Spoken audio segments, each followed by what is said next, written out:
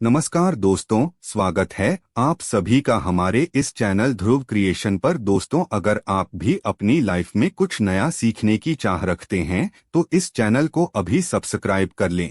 दोस्तों, आप सभी को छठ पूजा की ढेरों शुभकामनाएं। श्रद्धालुओं की मान्यता है कि छठ के दिन सूर्य की उपासना से छठी मई प्रसन्न होती है, किंतु अनजाने में की गई एक गलती आपको उनकी कृपा से वंचित रख सकती है। ये गलतियां छठ के व्रत में बिल्कुल ना करें। व्रत के नियमों का पालन करें। छठी मैया सुख समृद्धि से आपका घर भर देगी। तो इस मौके पर कमेंट बॉक्स में अवश्य लिखें, जय छठी मैया, जय सूर्य देव। दोस्तों, दीपावली के पश्चात मनाए जाने वाले इस 4 दिवसीय व्रत की सबसे कठिन और महत्वपूर्ण रात्रि कार्तिक शुक्ल षष्ठी की होती है। हिंदू धर्म के व्रत त्योहारों में छठ पूजा का खास महत्व है। छठ भगवान सूर्य और छठी मैया की उपासना का सबसे बड़ा पर्व है। इस त्योहार के अनुष्ठान बहुत कठोर है और 4 दिनों की अवधि में मनाए जाते हैं। इनमें पवित्र स्नान, उपवास और पीने के पानी से दूर रहना, लंबे समय तक पानी में खड़ा होना, प्रसाद और अर्घ्य देना आदि शामिल है। सूर्य की उपासना का ये त्योहार मुख्य रूप से पूर्वी भारत के बिहार, झारखंड, पूर्वी उत्तर प्रदेश और नेपाल के तराई क्षेत्रों में मनाया जाता है। पौराणिक मान्यता है कि छठ व्रत रखने से और विधिवत पूजन करने से जीवन में सुख समृद्धि और सौभाग्य का आगमन होता है।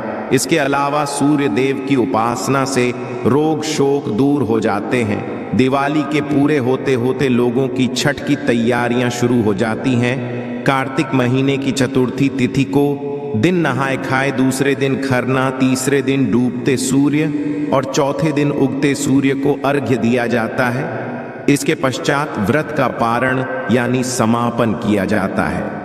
दोस्तों, बड़ी ही श्रद्धा के साथ इसके खड़े नियम तय किए गए हैं। इस पर्व के दौरान पूजा और विधि से जुड़ी हुई कई बहुत ही कड़ी मान्यताएं होती हैं। संतान सुख पाने के लिए इस व्रत को लाभकारी माना जाता है। जिन्हें संतान की प्राप्ति नहीं हुई है, उन्हें इस व्रत को करने से संतान की प्राप्ति होती है। और कुछ लोग जो संतानवान होते हैं, वो अपनी संतान की लंबी उम्र के लिए इस व्रत को करते। छठ पूजा सूर्य की उपासना का पर्व है, इसलिए यदि कुंडली में आपके सूर्य की स्थिति खराब है या आप राजनीति के क्षेत्र में हैं, अभिनेता है, तो उन क्षेत्रों से जुड़ी समस्या होने पर भी इस व्रत को रखने से लाभ मिलता है। पूरा व्रत नहीं रख पाए तो कम से कम इस दिन पूजन अवश्य करें। सुबह का अर्घ्य और शाम का अर्घ्य अवश्य दें। छठ पर्व को वैज्ञानिक दृष्टिकोण से देखा जाए तो षष्ठी तिथि को एक विशेष खगोलीय परिवर्तन होता है। इस समय सूर्य परा बैंगनी किरणें पृथ्वी की सतह पर सामान्य से अधिक मात्रा में एकत्र हो जाती है। इस कारण संभावित कुप्रभावों से मानव की यथासंभव रक्षा करने का सामर्थ्य प्राप्त होता है। छठ पूजा के त्योहार का पालन करने से सूर्य प्रकाश के हानिकारक प्रभाव से जीवों की रक्षा होती है। हिंदू धर्म में कुष्ठ रोगों सहित विभिन्न प्रकार के त्वचा रोगों के इलाज के लिए भगवान सूर्य की पूजा की जाती है। पाचन तंत्र की समस्या से परेशान व्यक्तियों को भी इस व्रत को रखने से बहुत लाभ मिलता है। इस व्रत को रखने के लिए जितनी मान्यताएं हैं, उतनी ही व्रत के दौरान क्या करना है, क्या नहीं करना है, इसकी भी बहुत सारी मान्यताएं हैं। जानते हैं उन्हीं के बारे में। किंतु दोस्तों, उससे पहले आपसे रिक्वेस्ट करते हैं कि वीडियो को लाइक अवश्य करिएगा, दोस्तों को शेयर कर दीजिएगा। और यदि आपने अभी तक चैनल को सब्सक्राइब नहीं किया है तो चैनल को सब्सक्राइब करके बेल आइकॉन अवश्य दबाइएगा। दोस्तों, यदि घर के सभी सदस्य छठ का व्रत ना रख रहे हो, 1 या 2 ही सदस्य रख रहे हो, तो भी पूरे परिवार को सात्विकता का पालन करना जरूरी है। तामसिक चीजों से परहेज करना जरूरी है। स्वच्छता का ध्यान रखना जरूरी है। छठ पूजा को सफाई और सात्विकता का व्रत माना गया है। बिना स्नान किए किसी भी पूजा सामग्री को नहीं छूना है।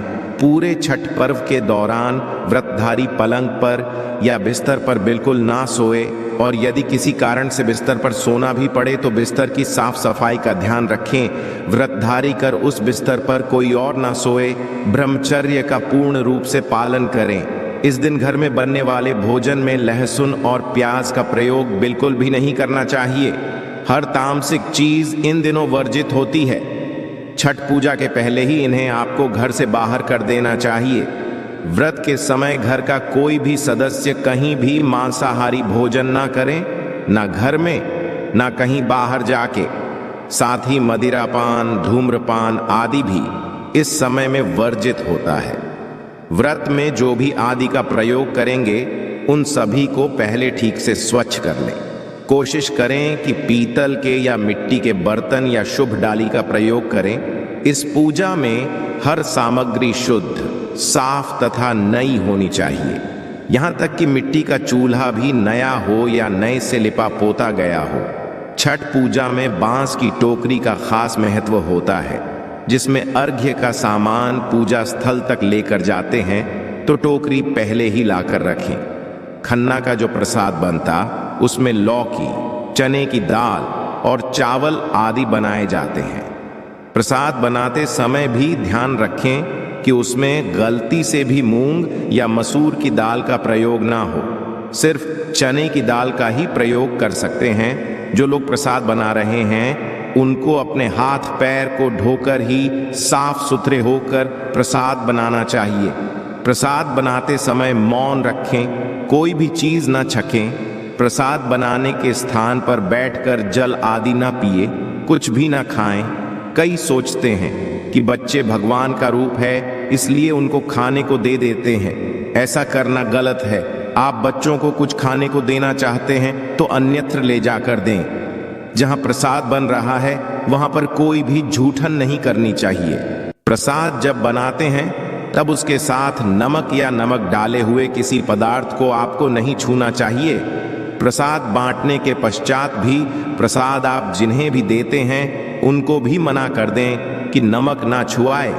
भोग के पदार्थ बनाने से पहले अग्नि पूजा अवश्य कर लें। एक हवन पात्र, उसमें गोबर के कंडे से अग्नि जलाकर उसमें थोड़ा सा भोजन अर्पित करें। बिना अग्नि पूजा किए प्रसाद अधूरा माना जाता है। सभी परिवारजनों को, पड़ोसियों को, सभी को बिना भेदभाव किए प्रसाद अवश्य बांटे। दोस्तों, गुड़ और गेहूं के आटे से बना हुआ ठेकुआ छठ पर्व का प्रमुख प्रसाद माना जाता है। चावल के लड्डू भी इस मौके पर बनाए जाते हैं। इनके बिना पूजा अधूरी मानी जाती है। छठ में बनने वाले ठेकुआ और चावल के लड्डू उसी चावल से हैं जिन्हें विशेष तौर पर धोकर सुखाकर पिसवाया गया हो। चावल सुखाने के दौरान ध्यान रखना चाहिए कि अनाज पर किसी का पैर ना लगे। यदि कोई पक्षी उसमें चोंच मार जाए तो भी उसे झूठा माना जाएगा। ऐसे अनाज का प्रयोग वर्जित होता है। छठ पूजा केले के प्रसाद के बिना अधूरी मानी जाती है। छठ में केले का पूरा गुच्छा छठ मैया को भेंट किया जाता है और पूजा में प्रयोग किए जाने वाले प्रमुख सामग्री में गन्ना अवश्य होता है, किंतु सीताफल या कुमड़ा का भोग बिल्कुल भी नहीं लगाना चाहिए। छठ घाट पर लोग व्रती महिलाओं से छठी मैया का प्रसाद मांगकर खाते हैं। मान्यता है कि ऐसा करने से सूर्य देव और छठी मैया का आशीर्वाद मिलता है। घाट पर गन्ने से अर्घ्य दिया जाता है। गन्ने से घर बनाया जाता है। जो बांस की टोकरी होती है उसे ढोकर उसमें ठेकुए के साथ ही कई फल और सब्जियां रखी जाती है।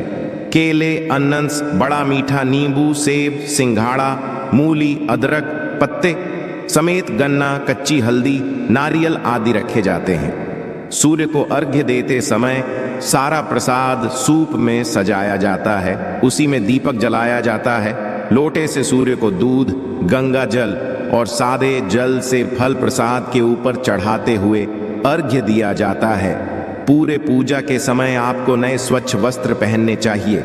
गंदे कपड़े न पहने। व्रतधारी महिलाओं को सभी वस्त्र और चूड़ियां भी नहीं पहननी चाहिए। नए कपड़े खरीद पाते हैं तो कम से कम धुले स्वच्छ वस्त्र पहने। सूर्य देवता को अर्घ्य देते समय चांदी, शीशा, लोहे, स्टील या प्लास्टिक के पात्र से बिल्कुल भी ना दें। पूजा का सामान अच्छी तरह से सजा कर रखें, बिखरा हुआ ना हो। और नहाने या हाथ धोने से पहले पूजा की किसी भी सामग्री को आपको हाथ नहीं लगाना चाहिए। और तन के साथ ही मन को भी शुद्ध रखें।